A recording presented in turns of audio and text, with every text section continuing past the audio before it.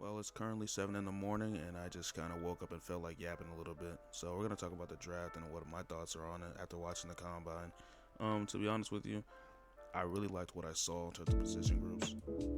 Running backs, quarterbacks weren't terrible. Linemen are really good this year. Faster, way faster. Running like you got linemen running 4.9s and 4.8s, extremely fast for their size. 300 pounders running 4.9s and 4.8s is scary. Receivers are running 4.4s. Like, these are a lot of groups that are being heavily looked on, especially like DBs running 4.2s and 4.3s. You know what I'm saying? Well, not 4.2s, that's a bit of a stretch, but a couple of them ran 4.2s, which is extremely impressive. A lot of these guys are going to be overlooked, which means they're going to get drafted and be underrated and maybe win some awards in the future, which is going to be really good for their careers. But when it comes to the conversation around this draft, especially around the QB position, I feel like a lot of people kind of lose touch of reality. Like teams like the Tennessee Titans, the Browns, and the Giants, there's teams that are like, yeah, when you look at them, you go, okay, quarterback should be their first pick, more than likely. But with Tennessee, the surrounding topic is, are they going to actually draft a quarterback or get Abdul Carter, an edge rusher? And it's like, when you look at the QB play and the talent around that QB, first thing is, it's very hard to win with the kind of talent pool they had at receiver. I won't lie. But with Tony Pollard as your running back, and you actually had a stable running game, I would have wanted to see more production on the offensive side of the ball. So quarterbacks in need. With Cleveland, injuries. Deshaun Watson has not been healthy a single year that they have had him, and he's just kind of wasting away. And it was probably one of the worst trades that they could have done as a franchise. You sent out Baker Mayfield, see how that's working out. Myles Garrett wants to leave, see how that's working out. You haven't won a playoff game in years, and Baker Mayfield was the only one that got you there.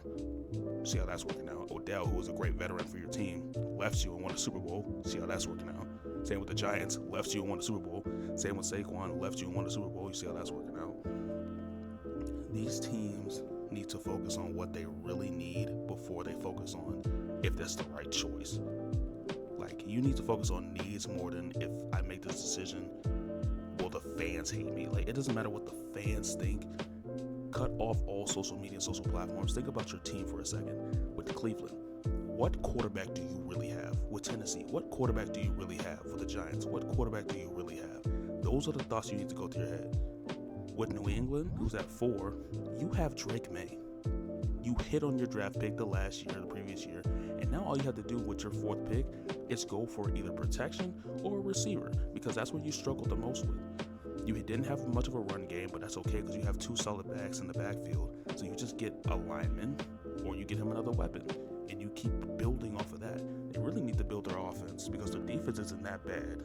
Wasn't that horrible, I'll put it that way, because they gave up a lot of points. But when you have an offense that's progressive, you can build on the defense later on. With Jacksonville, they kind of need better help at the talent pool, man, especially on the D line. So they might go Mason Graham, who's a D lineman. They might, pick an edge rusher in Jalen Walker because he's going to be available at 5. They might pick another edge rusher to build up that defense. Maybe get another weapon on offense. I don't really know what the direction is going to be because I don't pay attention to their team as much. The only thing I really saw was T-Law getting boomed, and that was absolutely insane. Vegas need help everywhere, but quarterback is definitely a need. But because they're at 6, I wouldn't hate them waiting until the 2nd round and probably might go Will Johnson. As much as I would like him on my team, they might go corner and go Will Johnson to try to build up their secondary and build on the offense in the 2nd round. The Jets need help with everything. They're trying to ship out Devontae Adams, which is really smart. They already said they're going to let go of Aaron Rodgers because straight up he hasn't done anything. You got Breece Hall, you got Allen Lazard, you got Devontae Adams, you got Garrett Wilson, and you showed no production on offense. That is insane. You're top 7 with top 10 talent. That's the problem that I see with these teams. So letting go of A-Rod is smart. Trying to ship out Devontae Adams is smart. But the problem is, because you're the Jets, you say you're fine with Tyrod Taylor, who's a great quarterback still, and is very underrated. But then I see reports that you tried to rush back Jordan Travis, your rookie QB, who never stepped a foot on the field. How are you trying to rush the rehab of a player that you don't play? That's the problem with New York. why do you try to rehab and rush this guy when you knew he was going to be a project piece? You knew when you drafted him in those late rounds that he was going to be a guy that you needed to lean on and support him to get him in his best shape. So why would you try to rush him back to the field? So now you're out of a quarterback potentially, so you're going to have to draft one in later rounds. You're not going to draft one at 7. I know that. With Carolina, Bryce Young woke up, plain and simply. They had a great way to finish the season. They beat our ass, beat Derek Carr. Not a hard goal, to be honest with you, to beat our team at that point, because honestly, we were trying to get Dennis Allen fired, and it worked. So there's that. But Carolina just built around Bryce Young. You had an amazing running back last year. Your line is okay. You need to build on your line. You might go lineman here, probably not, but you need to build on your line. You need to get a receiver to help Bryce Young. You need to get him a real weapon, because Adam Thielen is old and aging. Leggett didn't show me much, but he has potential. And besides those 2 names, I have no idea who else is on this team. For the Saints, we have everything. We have everything. That's the problem. We have a QB issue. We have potential running back issues. We already have receiver issues in terms of injuries, and our defense is old. We have a lot of needs to make up for the next 2 drafts, not just this one, but the next one afterwards, in terms of quarterback, in terms of receivers and weapons and defense. We got a lot to work on for the next 2 draft classes, and if we want to get better. Chicago's already set in terms of offense. They have DJ Moore on contract, Rome Odunze's on a rookie contract, Caleb Williams is on a rookie contract, DJ Moore, Keenan Allen. Like, these are great additions to this team, but the real problem is that they just didn't show any production because Caleb Williams didn't have time to get the ball out. That's the biggest problem.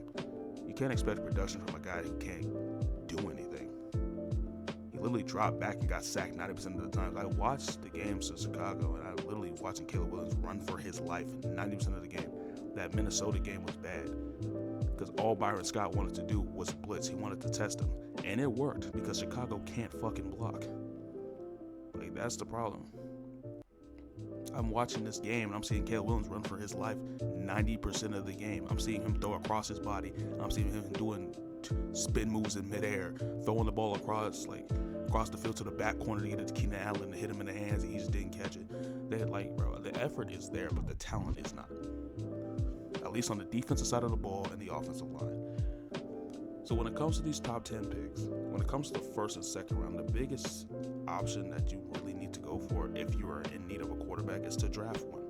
When you have guys like Cam Ward and Shedeur Sanders on the board, you don't just pass up on them because you believe that they're not first round draft picks. And that narrative is crazy to me. To say that Shedeur will fall out of the top 6, and honestly, we will gladly take him at 9. If you guys let him fall to 9, we will gladly take Shedeur at 9, to be honest with you. To say that in any other draft class he wouldn't be a first round talent as well as Cam Ward is crazy and sad. These guys have showed improvement every step of the way. Shedeur from high school to Jackson State to Colorado has been progressing as a quarterback steadily for years. Cam Ward from community college to Washington State to Miami has showed you that he has true development skills.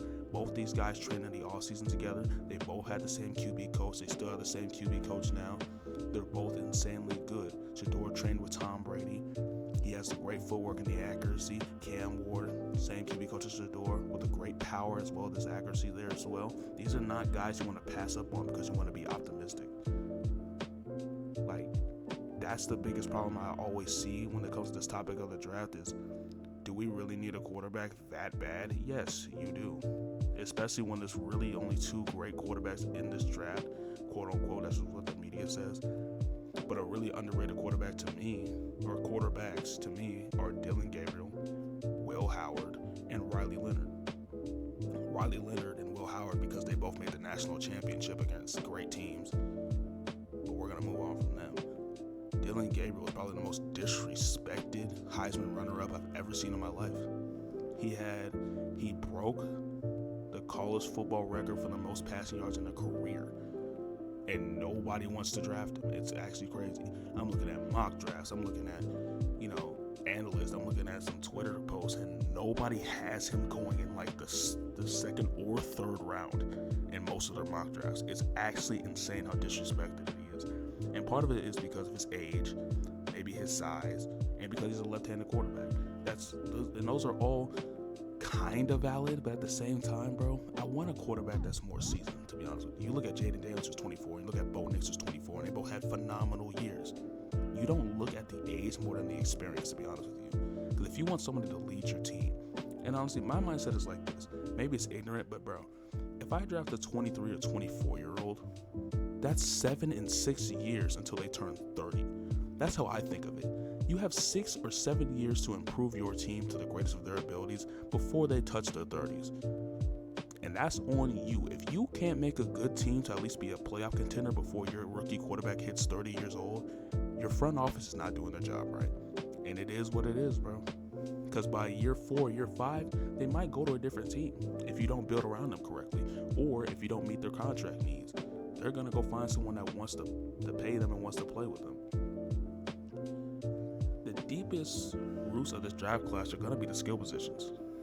Like, I understand the topic when it comes to running back, when it comes to receiver, when it comes to DBs, like safeties and corners and ends. Bro, there's a plethora of amazing talent at all skill positions. There's just not a lot at quarterback and lineman. I get you that. Like, you really don't need to take a running back in the first round. Truthfully, you really don't, unless you're Dallas. Dallas is the only team where I'm like, yeah, they should probably take a running back in the first round. Like, besides that, the amount of talent at the running back position and the receiver position and the DBs, I would have completely avoid taking them unless they were a team need, like the Saints or Carolina or San Fran because they just got rid of Deebo Samuel and they're willing to ship out Ayuk, or Miami because Tyreek Hill is gone. There's a couple teams, Cincinnati, I would focus on defense, but there's a couple teams that I'm looking into that do honestly need some skill positions in the first round. But straight up, because this class is so deep, especially at running back, the only one I'd be willing to take in the first round is Ashton Jeanty, which even then is kind of a reach. And there's been talks about the Saints taking Jeanty, and as much as I would like him, I feel like it's a reach to take a running back at 9. You know what I mean? Like, to take a running back at 9, you really don't believe in this draft class. You don't believe that this draft class is phenomenal to me. Because, bro, when you have guys like Cam Scatterboo, like Omarion Hampton, Judkins, Hendrickson, you know, like, there's so many running backs that are great that I feel like and run phenomenally well at the combine too, have great in-game speed and awareness. And that's another big conversation is when this class is so deep and it's one of the deepest classes in years, you don't want to overreach on the players you draft and overthink the players that aren't going to be there. You don't want to sit there and regret not drafting a player and down the line they were in Rookie of the Year or have phenomenal years. These are guys that are going to impact your team. You need to think about, as a GM and as an owner, if I draft this guy, how does he change my team dynamic? Which is why drafting Shador and Cam Ward will change your franchise. It may not be immediate because you need the talent to surround them, but they will make a big impact. When it comes to these college athletes, stop looking at 40 times. Stop looking at, stuff that the little stuff, and also go to the pro day where they're more comfortable. That'll give you the real numbers with receivers they're used to throwing to, with an environment they're used to, with coaches they're used to practice with equipment they're used to building with. In that building, that's where you really see these athletes shine. Worry about your team stability way before you worry about individually where your team stands. That's why in this draft, focus on improvement more than agenda pushing. Show you love your team more than you love a player. Show you got the guy that'll change your franchise more than the guy that you just feel like would be good. That's the biggest issue I always see with these draft classes. Make a name for yourself. Be bigger than what your team was the season before. A lot of teams struggle with that. A lot of teams struggle with the mindset that we can be better and we will be better. A lot of teams struggle with that.